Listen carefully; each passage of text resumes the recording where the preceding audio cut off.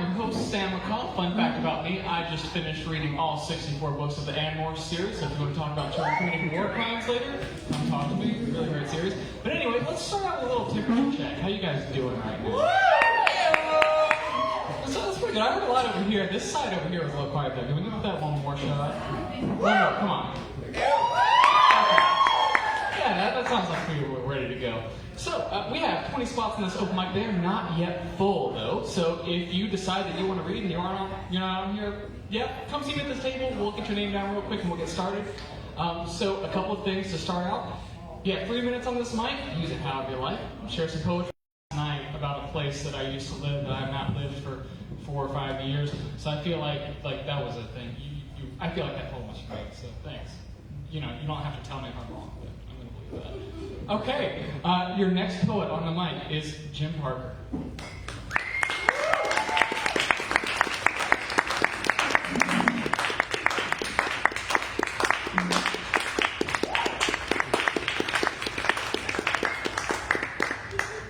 Thank you very much. I write lyrics. Okay, songwriter who actually writes poetry that tends to be lyrical and poetic at the same time. I know you haven't heard this one before because first your nose starts to tingle. So you turn and look around to see if someone's watching and casually look back down. You're casting sideward glances as you stop to take a peek to see if they will notice as your hand floats to your cheek. Circling for a landing past the point of no return, let your fingers do the walking, fool. I thought by now you'd learn inching slowly upward, moving closer to the mark, you glide a slender fingernail into the pitch black dark. Now you must speed along your deed or else get caught red-handed, for if your friends find you're picking there, you're surely to be branded. Well, the loot is in your hand and you've won your slimy prize, so roll it up in a little ball, and no one will get wise. You've engineered the perfect crime, and your ego's riding high until you hear that giggling kid, and all you can see is his eye. Why, the little rascal's laughing because he's seen you do it all, and there's nothing worse than getting caught, wiping it on the wall.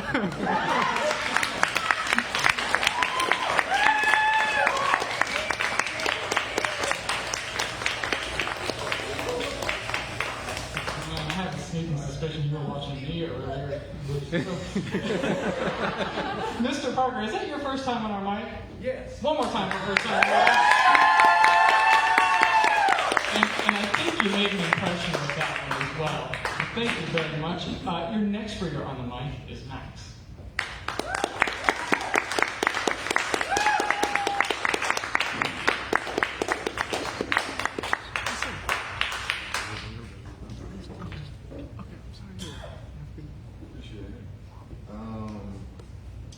This is one of the few ones that I haven't memorized yet, so, it's a little different. I wore the shiny shoes to distract from that fact, but I just admitted it, so.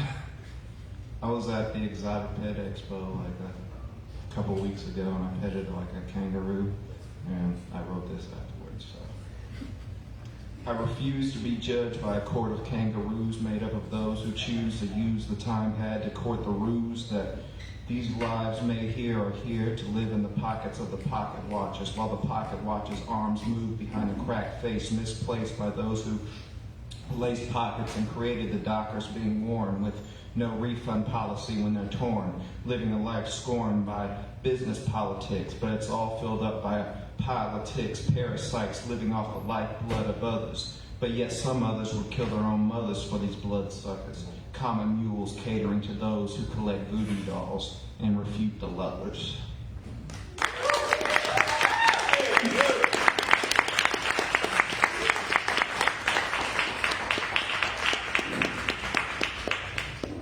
I love when you get a good slant rhyme in there, like Paula, Kyla.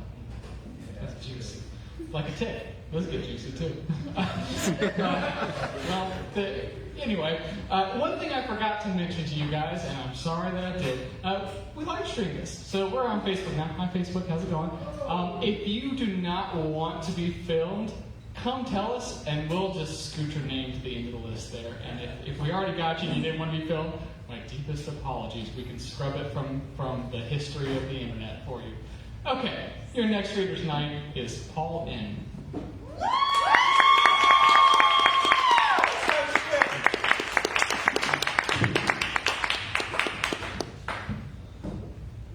This is a long one. I'm going to try and make sure it is 3 minutes. Drug-seeking behavior. No content warnings need to apply here. In March, after a month of scheduling, I made my appointment with a psychotherapist. It takes 45 minutes of forms and a 30-minute eval, and I am approved for dextroamphetamine, Vyvanse, 30 milligrams. I am given a scroll's length of warnings and side effects to watch out for, and the receptionist stamping my receipt says, "Good luck." I visit my local Star Pharmacy and receive the restaurant buzzer they use to tell customers their order is ready. In 10 quick minutes, I am buzzed back to the counter. We are not accepting new Vyvanse prescriptions. Try to approach across the street. I walk across the street to the other old pharmacy and present the same blue signed slip. Unfortunately, we are at our limit for Vyvanse prescriptions. Our insurance policy only allows us to fill 3.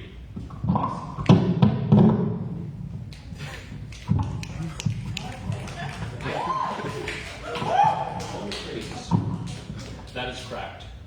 Okay. Oh, we're holding the mic So tonight. sorry. Try CVS. I drive to the younger, newer national pharmacy chain. The pharmacist sees my slip, checks the computer. We cannot fill a Vyvanse prescription under a Blue Cross policy. Walmart or Publix are the only ones who will take that insurance. I am not going to Walmart. The Publix pharmacist tells me to wait 40 minutes. I buy a Red Bull and a tiramisu as it is well past lunchtime by now.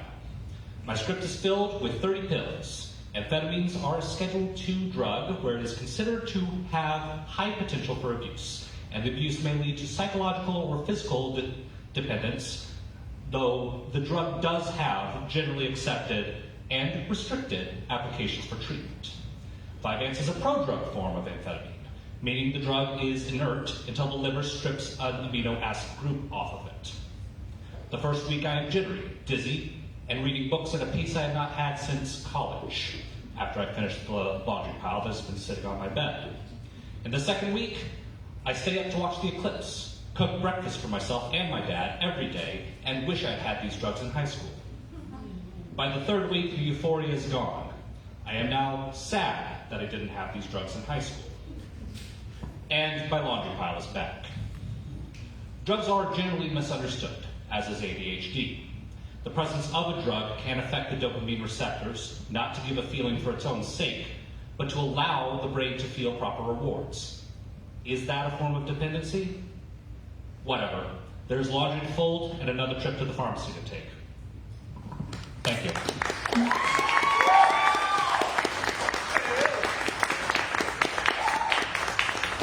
It is indeed cracked. Man, when your doctor wishes you off with a good luck. Right. So I think how we're going to do this is when I call someone up, I'll wait up here and I'll hand you the mic. And if you do the same for me, we'll do that. Because while a mic drop is often impressive, I think it's supposed to come at the end. So we'll avoid that in the future. It's not good for him, but that's okay. We didn't know. We couldn't help it. We got through it. So real quick, a thank you to our venue, Straight to Ale, for having us here, allowing us to do these every month. We're super grateful. Show them how grateful you are. I agree. That's a supporter. We want them to like us being here. We want them to know that they're going to make money when we're here. Okay, your next reader tonight is Shane.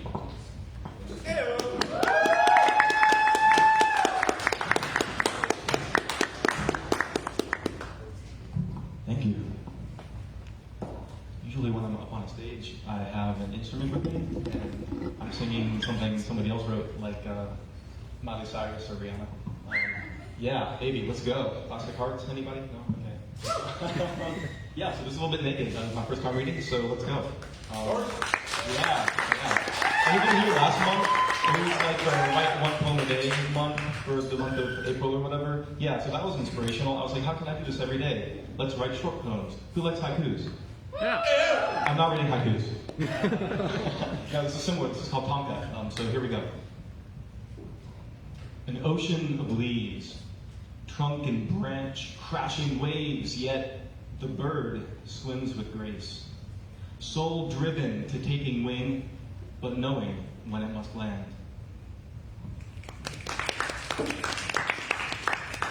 Blossom, flowers bud, brewing storms will buffet you, but I see your strength.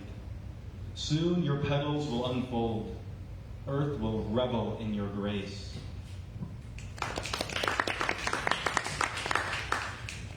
Waterfall crashing, deafening, misty grotto, noisy, restless mind, cursed thoughts of raucous sound. I deserve a symphony.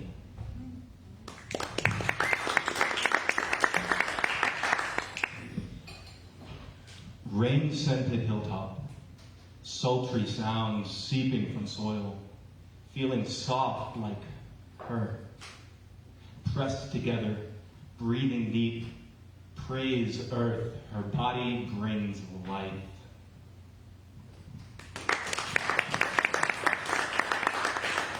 How much time we got? Nobody's drawn blood yet, so yeah, cool. Tree trunk, solid bark, howling under pain of wind, standing unbroken, hard outside, yet soft within, strong only with both combined.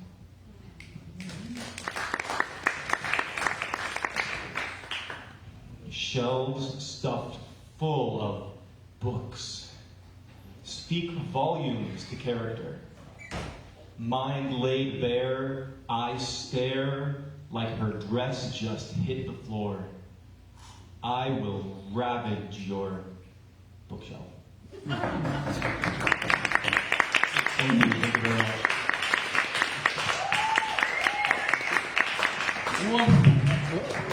We're going to watch out for that as well. So one more time for first time reader. Was that the symphony that you deserved there? I think that nice line, by the way. Okay, so another thing. I mentioned, you can get food and drinks here. Be sure to tip your servers or bartenders. They're working hard to make this evening as enjoyable as possible for you. So show them your support. Help them get what they need. And yeah. Carried that on like I was going somewhere else with that sentence, but I wasn't. Nope. Your next reader is Rachel.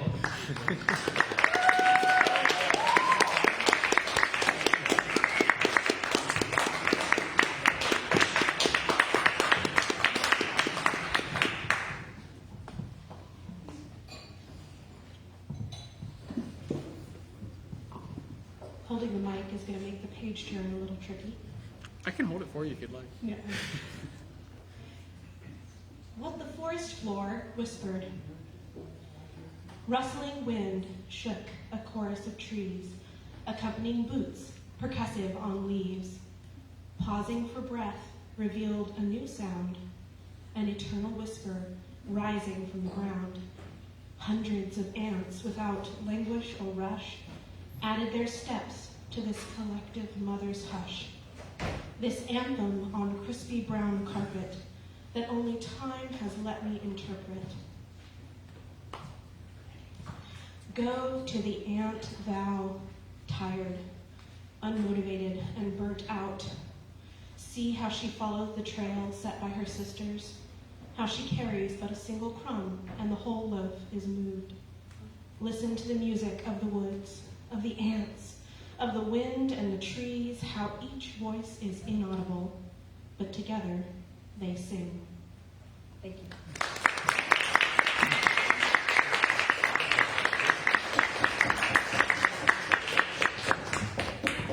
I once had a crispy brown carpet, but it was not as lovely as the one that you talked about. My co-person here said that I should move my stand off, and that was a good idea. So now we can see better. This is good. Rachel, was it your first time reading here? Yeah. Okay, I'm sorry. I might have missed it when you were here before. I'm not here every time. Okay, another reader for you tonight. Izzy.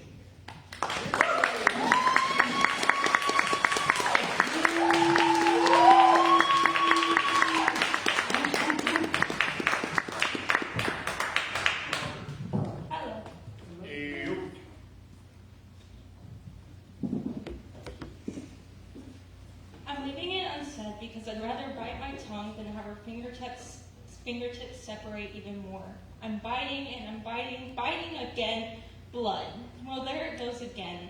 I bleed and I can taste the metallic blood against the softness of my gums with the edge of my brittle teeth. It's pouring out of my mouth. Each pore, the maze of my fingertips is no longer visible. I've clawed my hands against the sharp, scratchy brick wall. I haven't gotten anywhere. I'm stuck in this translation of being stuck in the same place, but begging for a different result. Why? Why won't it change? No, it's not just stupid teenage angst totally. And sure, I got fucked over by a guy or two horribly. But there's so much more to the story. I'm saying so much when they don't realize it. I'm reaching out so much to try and show the people around me how suffocating it is. It is reeling and reeling until my skeleton is hurling from the inside out. Lobotomy? Great! Expel these things from inside of me and replace it. Common man and great people, how could you never see all the pain I have felt? I've been used by almost every one of you who have claimed to hold love and care. Lies. That's ridiculous. If you would have believed that, or truly did, you would have stayed. You wouldn't bring your body upon mine and take advantage since my purity. I am tainted. I am ruined. My body and my soul have been turned into scraps for the dogs lying in the alleys. Perhaps that's okay. I may deserve it. I could have given them the wrong things or loved incorrectly. Now it seems as though it's happened so much, it could be my fault. Nobody truly ever means what they say. So here I am, everyone. I am tearing my skin and my body down. I am admitting that I may not have meaning, and I will not amount to the things you crave. Who knows? My grave may turn into gardens, but I think I'm simply a skeleton. I don't have nutrients or life to give, except for a beating heart that tries to burst out my chest, a mind that will destroy anyone who tried to come in contact, let alone be the one to have it. A body so tainted that it will drop and shiver at the slightest. But it's fine. Everything will be A-okay. The sun will shine at once, and I shall no longer have the need for this thing I inhabit. It will cease to exist, becoming nothing more than a drop in the rain. So yes, I'm fine, everyone.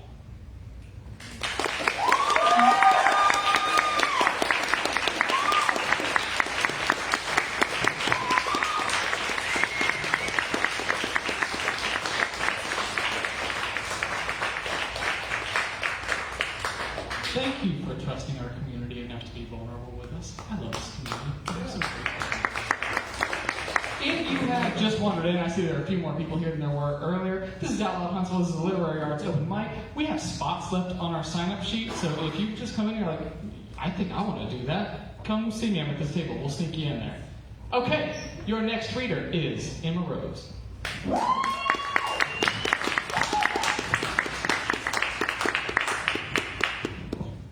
Two for you tonight. Mama taught me many things. How to play in a stream and catch the minnows. She showed me the scale and when 5 pounds was too much for my frame.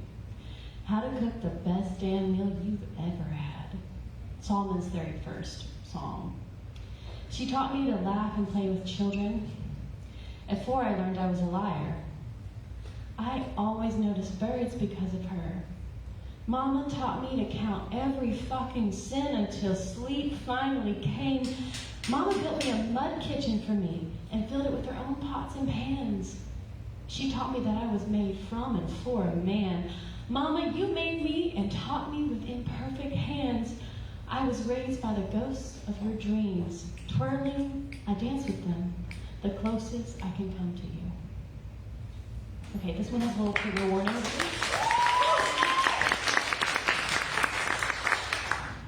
My first car was a getaway plan, bought on a scorching hot day with my abuser by my side. Did he know I stayed up most nights planning my escape? He holds my phone up to snap a picture of daddy-daughter workday. I've never felt more trapped. My submissive daughter act almost broke. Is this what Heath Ledger felt with cloud makeup dried on his face? They say method acting takes a whole nother level of talent. I anxiously looked around the broken down house. The old lady looked for the title page of the well-kept car. She didn't know that she had sold freedom to me for the cheap price of $3,500. 10 days later, in early morning, I walked my last tear-filled 4 miles in the mown field. Did they know that these were my last moments as property? Did they have a title page for me? I could only take a computer bag of belongings to avoid suspicion. The night before, I had snuck into my parents' closet to shift through the safe to find the proof of identification I would need to sign a marriage license. A pair of underwear, pajamas, toothbrush, journal, Bible, social security card, and birth certificate were all I took. I had been a runaway in my imagination all my life. I feared my engine wouldn't start or that he would stop me and lock the gate. I had my horse as a backup plan.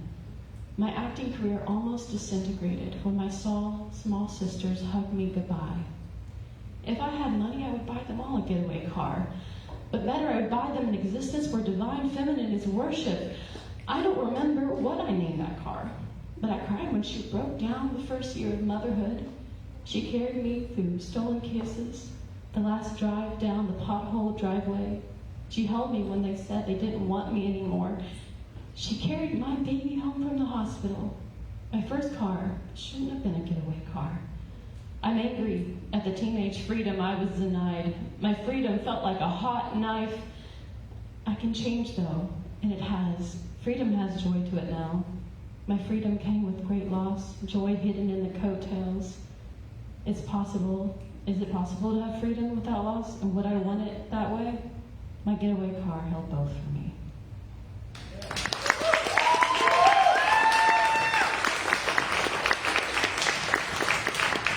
Y'all ever hear a line and you're like, oh, what a line, and then you realize that like 3 more lines is right, you're like, whoa, whoa, whoa, I gotta come back. Raised by the ghosts of your dreams. Damn, good. Write that down. Not to steal it or anything like that. That would be wrong. Now it sounds like I'm good. Oh, damn, okay. Your next reader is Nico.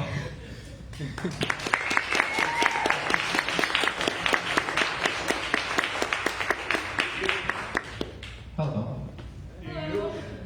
So I didn't write these as poems, but since we're speaking words, I thought I wrote them down for a reason, I guess. So I'm going to read 2 of them. How do you find meaning when there's nothing? Does meaning even matter? Does it matter that I'm me? Void expands and I find that I'm trapped in my mind. My thoughts have cost me everything. An expansive thought as wide as the eternity that surrounds it. One and the same. Nothingness creating its own way to be seen, and I'm a reflection of the abyss, the hands that drew themselves. How can you escape the boundaries of existence if the understanding itself is the creation?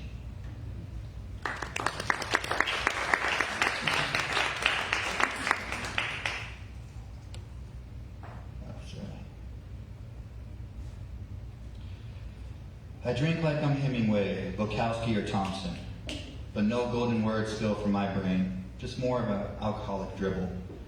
Nothing notable, no heart. It was lost in this country before I was born.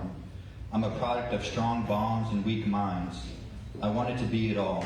I wanted to be a dentist, a superstar, a physicist, a product of the internet.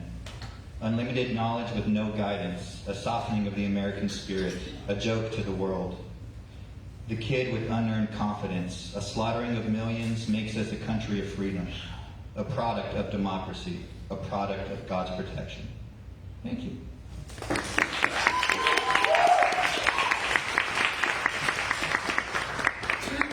Nico, was it your first time with us? Ever. Hell yeah. First time readers up here, they keep on coming back. Come back and see us. We like that. A softening of the American spirit. Softening. That's great. So I've mentioned to you guys you should, tip your bartender, tip your servers and everything. But if you're just overflowing with wealth and you are looking for a way to share it, we take tips too. We're a nonprofit, so that means we don't profit. We got a tip bucket over there. If you feel in the spirit and want to put something in there, feel free. By all means, we'd be very grateful. Okay, your next reader is SJ.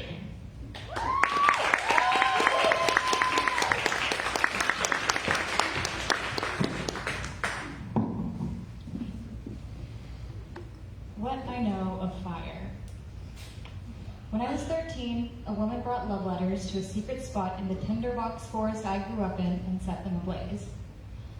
All of Colorado is burning, the national headline said. It burned for 20 days. What I know of air. We gathered pets and photos because the wind caught the love letter flames and whisked them out over more than 100,000 acres. It was the first time I remember the air staying warm enough for me to play unencumbered by layers after the sun set hazily behind the smoky orange sky. What I know of water. The love letter fire spins on summer-swept air, taking what little water there is in the atmosphere and turning it to mist before it can fall to earth. But the headlines were wrong. It wasn't all burning. We were safe enough that I kept writing my ghost stories in the family church parking lot. What I know of Earth. Aspen groves all share one root system. The burn scar was char black with skeletons of trees shooting up like matchsticks. And when the rain finally came, there was no life to absorb it along the gash left by the love letter fire. Flash floods of ash and bone and branches bled out over the bridges, making them impassable. The rain will wash away everything if you let it. As if you can stop it.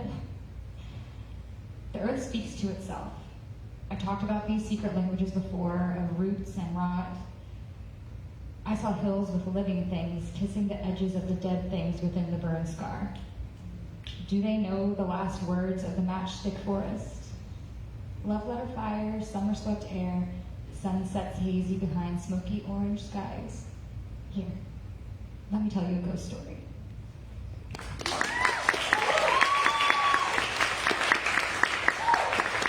Thank you. I think you should go to this person for lessons in how to enter poems, because that last line shivers. Also, do you have a necklace that's made from your earrings? Yeah. That's so cool. Okay. I don't usually comment on people's clothing and jewelry, but exception. Okay, so I mentioned you could give us donations if you want to, but maybe you're like, I want to get something for my money, thank you very much. Reasonable. That's very reasonable. So we have a merch cart up here. If you want to buy some anthologies, we do an anthology every year, but it's submit poems to once that rolls back around and get published. So you can find some of the readers who've read tonight up in these. We got notebooks like this one here. We've got stickers. We've got T-shirts. All kind of goodies. If you want to, get yourself a little memorabilia to remember your wonderful night here. Your next reader is Serena.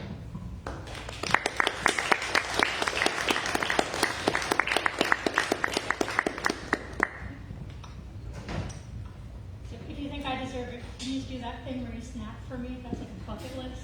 Nobody snaps. Ingirum imus nocte et consumimur igni. It isn't supposed to mean anything. It's a palindrome in Latin. Just a sequence of words reflected across a central character or imagined axis, backwards and forwards, forwards and back, devoid of, or regardless of sense. But the desire for love, for hope or meaning, sneaks itself into a story, traps the desperate in the labyrinth of myth. We walk in circles at night and shall be consumed by fire. I would like to think that I am blameless, but in a reflection, I'm the antagonist, reduced to my testimony under oath, hoping for mercy. The extenuating circumstance of foolishness or desperation were just my human nature. But the fire was beautiful, Your Honor. But I needed the heat, Your Honor, because without light, Your Honor, I was going to die. Are we not pure? No, sir, Panama's Moody Noriega brags. It is garbage. Irony dooms a man a prisoner up to new era. That was a palindrome, too, one that tricked you perhaps into trying to make sense of it when sense was never promised. Yo, banana boy, was it a car or a cat I saw? Let's play a game. How about you be the banana boy, I'll be the prisoner, and we can walk in circles at night, passing into and out of the beams of the headlights of the car that is not a cab. Our shadows will dance as if we were lit by fire. The themes of this story are darkness and fire and circles and choice. The subject seems to be we, but always within and around and above and beneath is I. Around and around and around we go, so I go too. Here we're dancing, +1. Allegations, +1. The days seem longer now, hours of unceasing tension, +1. Hello again, on the staircase in an opera house. Don't say too many words, just take me in the coat closet and show me where my name is still tattooed across your heart. I accepted being lost because I loved that feeling of finding each other again. I wish I could know what it would feel like to be the girl whose name you never said. I can remember wanting to belong to you. The fire, Your Honor. I can remember being nothing but hanging on. The fire, Your Honor. Every time, the highs get lower and the lows last longer. I hated what my actions meant, but I didn't change my actions. Instead, I untethered myself from meaning. Burn. We cycle, forth and back in an endless cycle, and in an endless cycle, and an endless cycle, and in, so deep in the darkness that the fire's light has no purpose, no meaning but heat. Taking the air, searing the soul, cauterizing, purifying fire. In, and cycle endless, and an endless, and in, and cycle endless, and in an endless cycle, and an endless, and in, back and forth, cycle. We burn. My words chase their tails, chase you, chase meaning, always chasing and running away. I remember realizing that I had to fight to survive. But the fire, Your Honor, I remember thinking I wanted you to fight for me. The fire, Your Honor, I'm afraid that what I wanted was you to fight instead of me. Inertia may be involved, +1. Orbital angular momentum, +1. Fear, of course, and anger, +1. Your mass can change, or mine, or the distance between us, but the gravitational pull of shared history and language is constant. The physics of the soul conspire against freedom. And the math?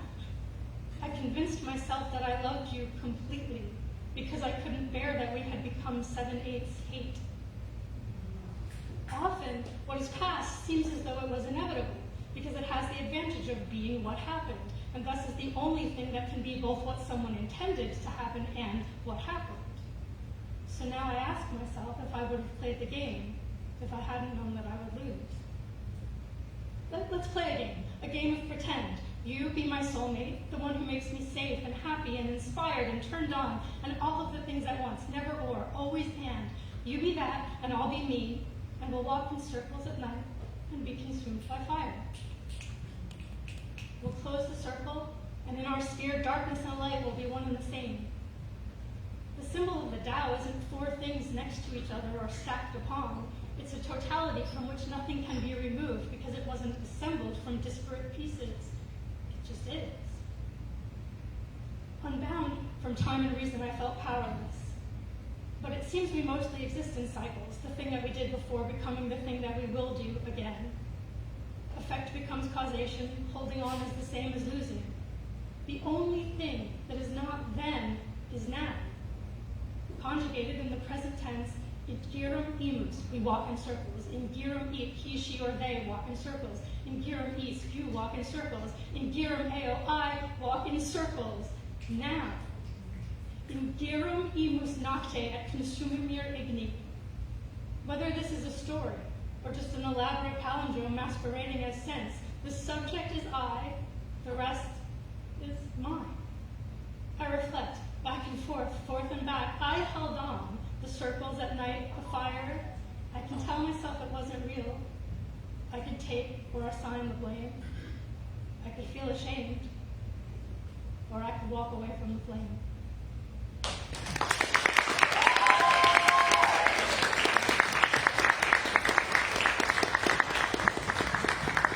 Was that your first time with us as well? One more time for first time with you.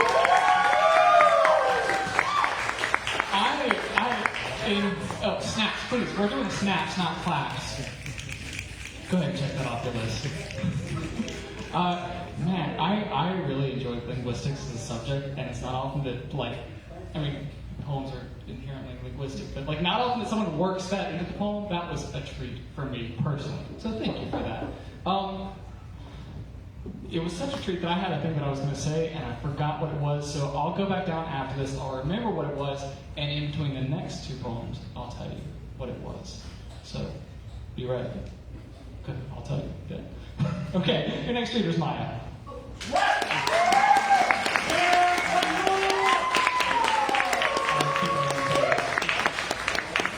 It's earlier than I expected. Okay, usually I put it on the thing, but I can't do that. Okay. This doesn't have a title. Yeah. When I was very small, my mother and father called me the sun, held me in the air above them, and watched the light turn the down of my body gold, outline me as something holy, hallowed, painful to behold against the blue. I am named for a people not my own. When did it become my own? When the dirt became caked beneath my father's fingernails, or when the jaguar bones were smuggled home and draped around my neck, or when the botflies were squeezed out of his skull and placed in specimen jars along with my umbilical cord and a section of placenta. And why was I not named for those my own, for the low green hills and the oak and poplar leaves budding red and opening green beneath the sun? For the limestone veins of the earth pitch black and flowing with the fresh melt of the mountains, the savior and the killer of so many of our kin? And why was I not named for anyone who came before? All the names have been kept in lists on paper and parchment and vellum and slate, the annals of history full of names. We don't write down the names no more, and none of them were mine. Is there somewhere in the deep, where the limestone veins of the earth meet the winter melt of these mountains, mingling with the warm and constant water of my namesake? Somewhere far below the earth, my ancestors turned over and toiled on. Do the roots of ceiba trees touch those of tulip poplars? Have they spoken, communed, and wept for the blood which watered them? It is the same sun they open unto that I willed myself to join. The heat raising goosebumps on the backs of my calves when my father held me high and my mother lay in the grass squinting up at my face, dark and edged with gold. Thank you.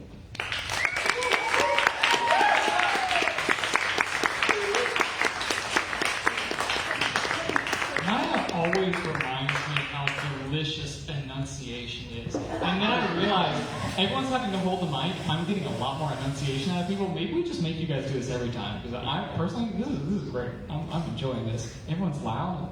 It's good. The thing I was going to tell you about, if you're looking for more ways to spend your money tonight, I know you are, we also do memberships. You can buy an annual membership from us. Your membership entitles you to a members-only t-shirt, like this one. It's pretty good. We sell other t-shirts, but the only way to get a black t-shirt is to be a member. And this is the coolest color of a t-shirt, so probably want that. But there are other benefits as well. We do some workshops, we do meetups. We have a members-only Discord channel where you can chat with other poets, share your work, get some critique, or just like talk about a thing you're going to do and see if anyone wants to hang out. So a lot of cool benefits to membership. So if you're interested in that, come find one of us afterwards and we can get you signed up there.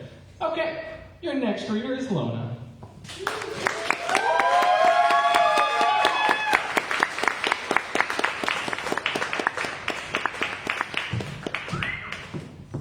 Thank you. So last year a little bit, I did this thing that was a bit annoying. I passed out 5 slips of paper and choose one randomly. People would write a word on it, see if I had a poem with that topic. One that I didn't have was someone wrote down the word plagiarism. I thought, oh, they're sending me a little message. No, but it was a cool topic. So this one is called Plagiarism. Whose woods these are, I think I know. His hop, just kidding. Plagiarism. What you said is what I meant.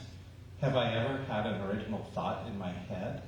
I thought and fought and gnashed my teeth to build a faith without fear or boundaries or God, but with only the forever found right now, and with mere kindness given without cost, no more, no less.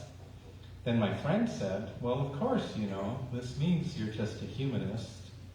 I blinked, and yes, I guess it's true. Unwinding all the shit did not reveal, after all, anything new. So I will be a copycat, a free thinker, sort of. But at least I know I'm not alone, and maybe if I'm careful or just lucky, I'll try not to be a stinker.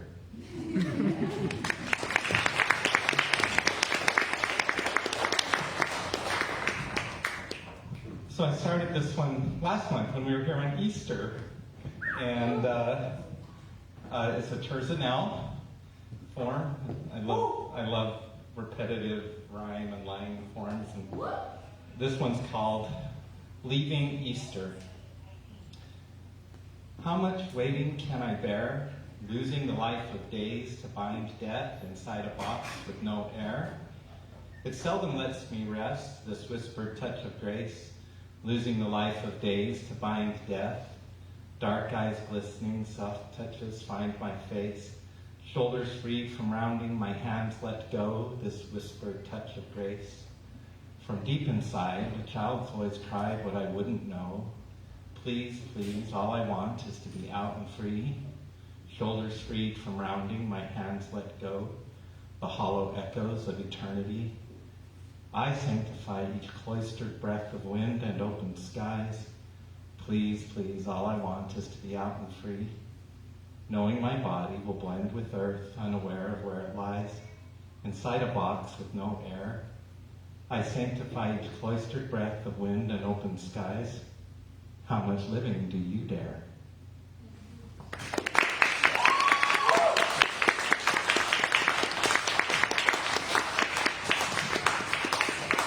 Lona, your second poem was beautiful, but I have to say, that first one, when I was in high school, I read a book from Nietzsche.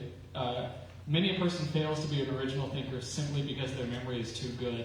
And it's troubled me ever since, and you've opened an old wound tonight.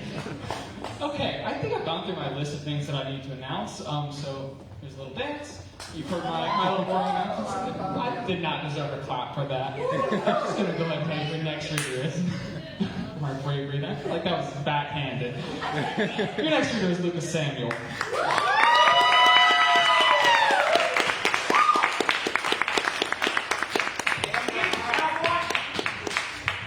Y'all like my outfit? I call it the American Dream. And this poem is an American prayer. Time's got a lot to do with it, but the trees don't need to hear it. I'm talking to the armored and sealskin suit, wearers of uncreased cowboy boots, the soft-handed, smooth-knuckled claims deniers and convenient public liars, the are you sure's, responsible to no drawers, the mafia men who kill with a loaded pen, those whose hands are an oily black as they scratch each other's backs, those who let the mother they stole burn because to them the future is no concern, those who don't care what comes to an end as long as there's still fool's gold left to spend, those who pretend to look for systemic cracks and ignore your neighbors living in open-air shacks, you who bow to the remarks of oligarchs and sell your birthrights to digital monarchs, you who crown a clown your king and wear his makeup as you kiss the ring, you who know everything about us but would never ride the same bus, you who fear the sin of empathy as you mule for patriotic sympathy. Coward and embarrassment are what we call you, as we know you are just a boisterous few. But who are we?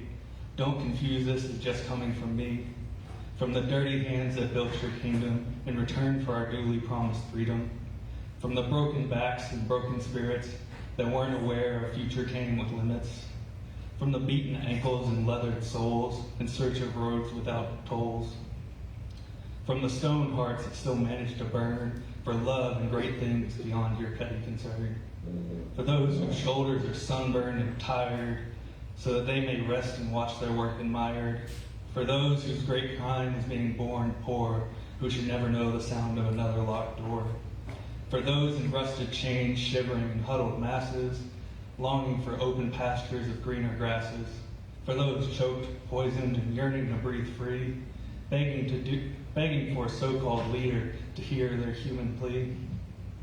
On behalf of those who refuse to understand and have never bothered to meet firsthand, on behalf of all tongues and throats you've stolen and replaced with a computer-generated slogan, on behalf of the deepest cuts you've made as you leave children gasping for aid, on behalf of the God you falsely claim, he will lay at your feet all of the blame.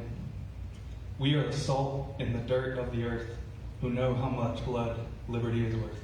Thank you.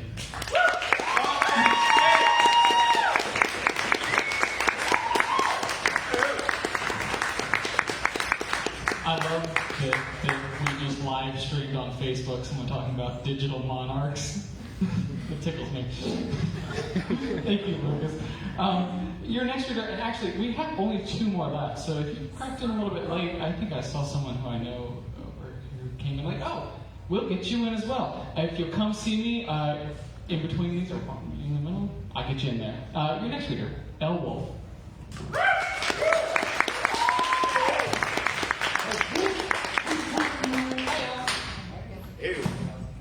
Try and balance this. This poem is about living with aphantasia. It's titled Apple in My Mind's Eye. My mind's eye is blind. The apple, not depicted here, fits comfortably in my palm. But what color is it?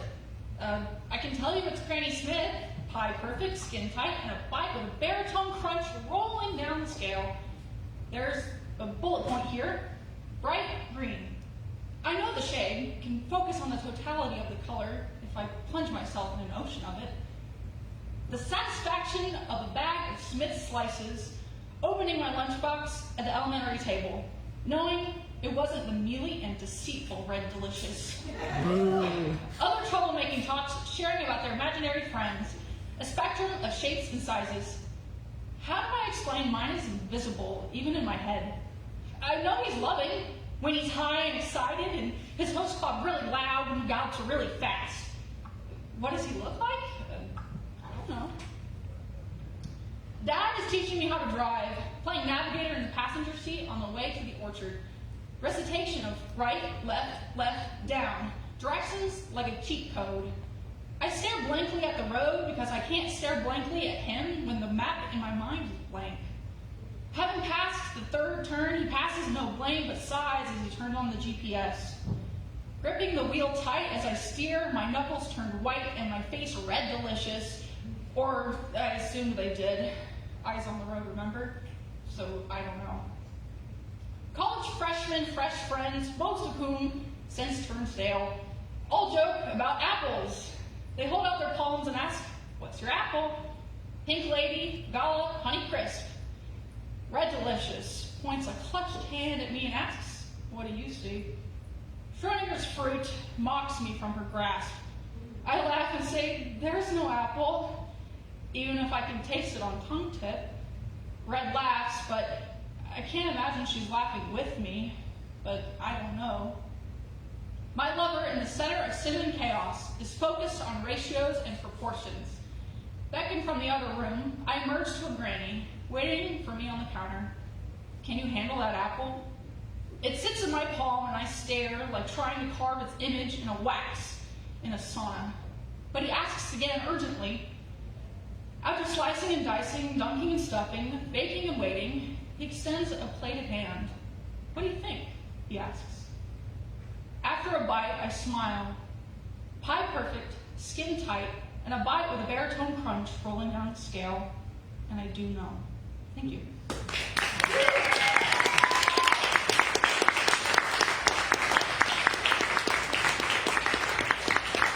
I just want to say, all my homies hate Red Delicious. Worst apple. Big Pink Lady thing myself. I am so glad that you repeated that line, a bite, the baritone crunch rolling down the scale. You said it the first time, I was like, that is such a fun line. I got to hear it twice. Okay, your next reader tonight is Charlie.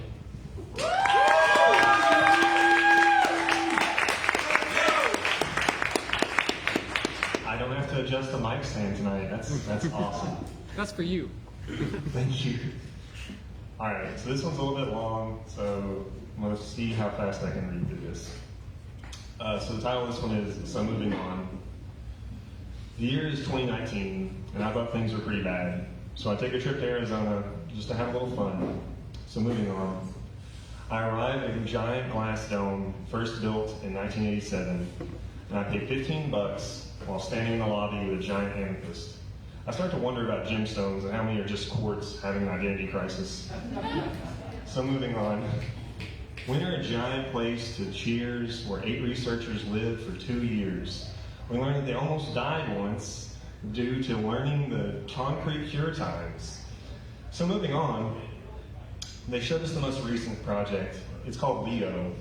And the gist is that plants and soil in relation to angles and times toil can give way to landslides, and that plants may change those tides. So moving on, we learned that the tropical rainforest component is closed. They're studying how pheromones and other compounds may be used to communicate drought to certain species.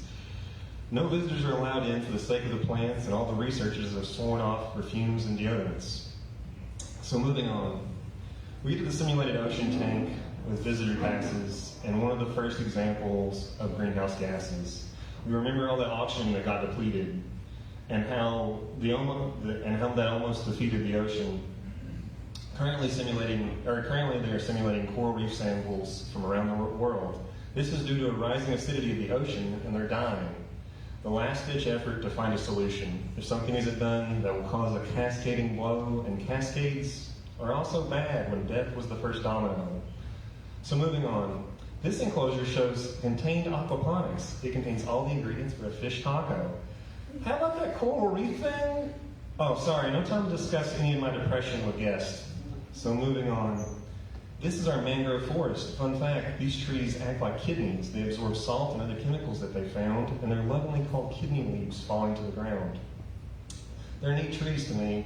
How far are we away from that acidity level thing? Not far. The projections show that within the next decade, things could really kick off. So moving on. This is the lung, constructed out of 16 tons of steel and 4 tons of rubber. This keeps the glass dome from exploding or imploding from pressure changes when sealed. Otherwise, everyone inside could be killed. Also, we keep the water reserve here for fires. Well, that's convenient because the earth seems to be on fire. Right, so moving on. These plants are under solar panels, neat little clips for the Discovery Channel. There's land usage for the power generation and allows food to be grown as well. To conserve water, roots tap the clay pots here, and then they take just a little, not a lot, the right amount from what is provided. There's a lesson here somewhere. So moving on. The next day, I travel up to Mount Lemmon, the highest point in Arizona. There's a ski slope and a single restaurant. I order this dessert called the Bunny Slope, and I try to sit down and find a little hope. The ice cream is still sweet, and I can still feel my heartbeat. Some stranger comes up and asks me how I like it here. I love it quite a lot. I don't think I can stay forever, but there's work to be done. So let's move on.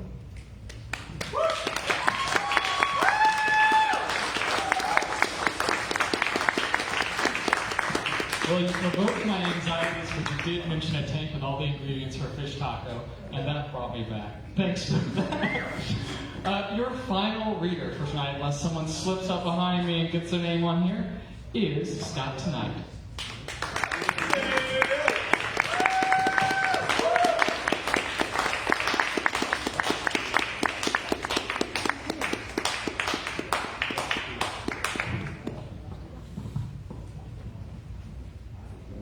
You normally are treated to the better aspect of ourself, which is our girl version, but the journey through the trans experience sometimes hits bumps, like an electrolysis agent who says, we need to see the fur to remove the fur, and the girl says, fuck that, I'm not wearing that.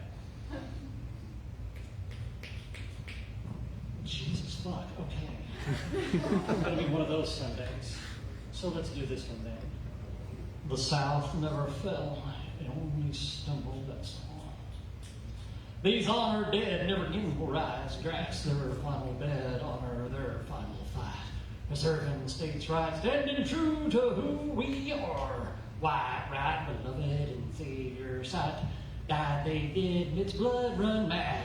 Died they did, a symbol, reminding all them Yanks. What wrath awaits without us? Stop playing on your phone, Jeremiah. These heroes deserve your full attention. Little soldier of the glorious South made a tick-tock. And with a good bump before I smoke you with a rock. Let us resume. These honored dead. Jeremiah, why you dress like that? Told you not to wear no red cape to Confederate cemetery. God, may they rest in peace, never knowing the shame of the world we live in now. Close on what they say. Amen.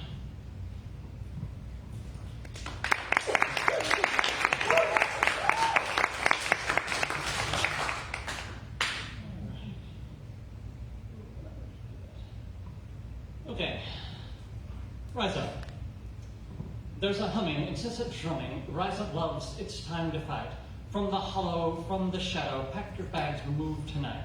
Let the sparks pry, let the moon shine. No peace, no peace, no land of fear. There's drumming, persistent humming. Rise up, loves, it's time to fight. In the hollow, in the follow, pack your bags, stand for what's right. Let the heart cry, let the love die. No feast, no fees, no hope too dear. There's a humming, malevolent drumming. Rise up, loves. It's time to fight.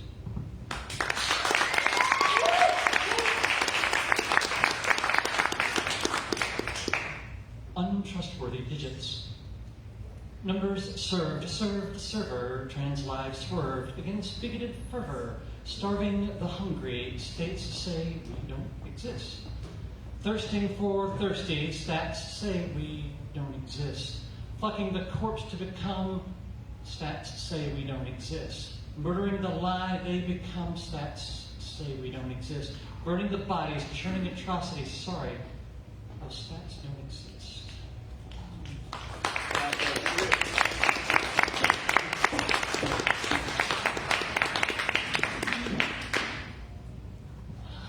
really wanted to be drunk to read this.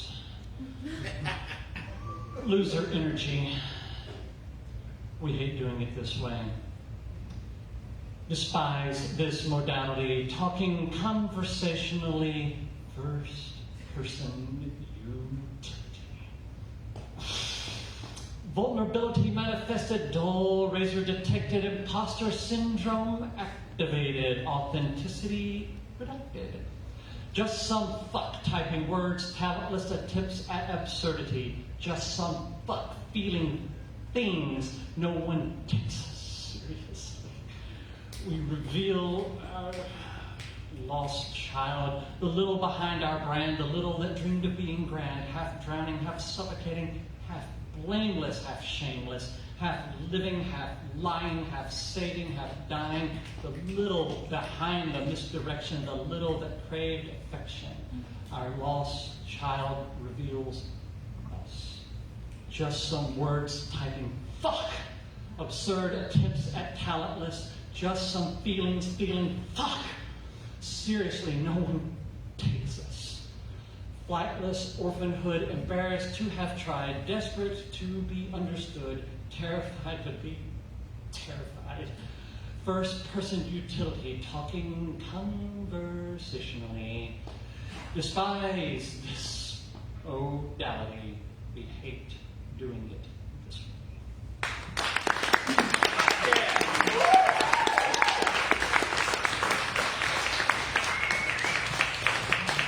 I've occasionally picked out a line to repeat that I really enjoyed, but I couldn't choose between humming, malevolent drumming and no soldier of the Confederate South ever made a tick-tock. I'm going to start saying that to all the youth. So, someone took me up on that offer. We have a surprise final reader for you, Josh.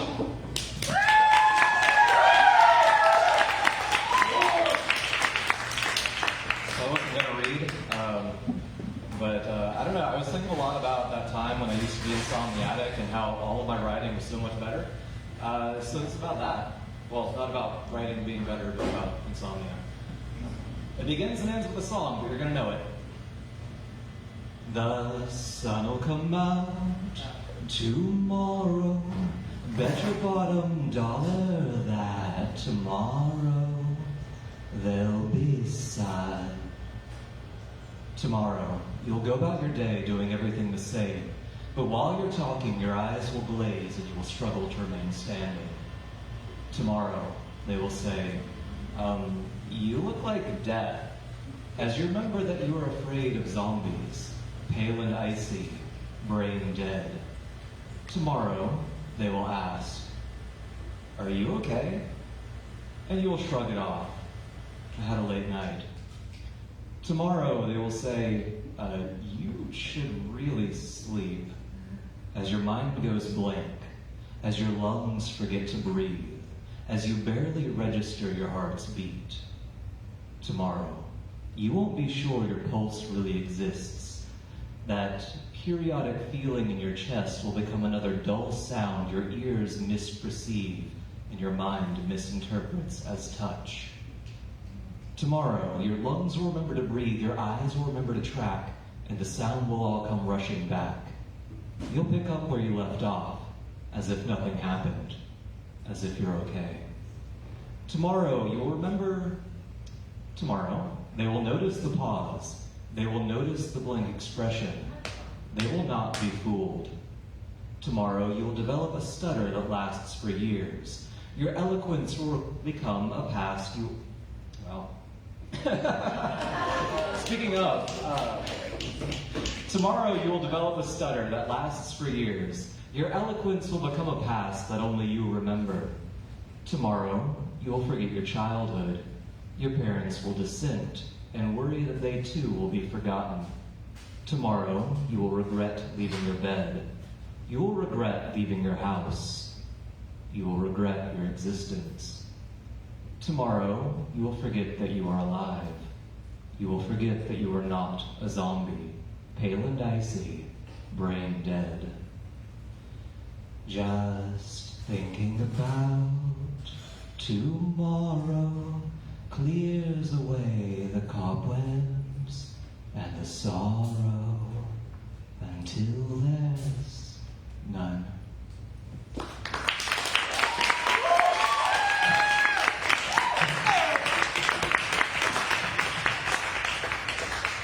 And we end this night by placing that curse on all of you. So that is actually it. That is our final poem for tonight. Thank you guys for coming. We are here the third Sunday of every month. Come back and see us. Again, we got merch, we've got a donation bucket, we do memberships. Come talk to us about those things. We'll be up and around. If you have any questions about what we do here or about how you can be more involved, come talk to us. We're friendly people, damn it. Good night.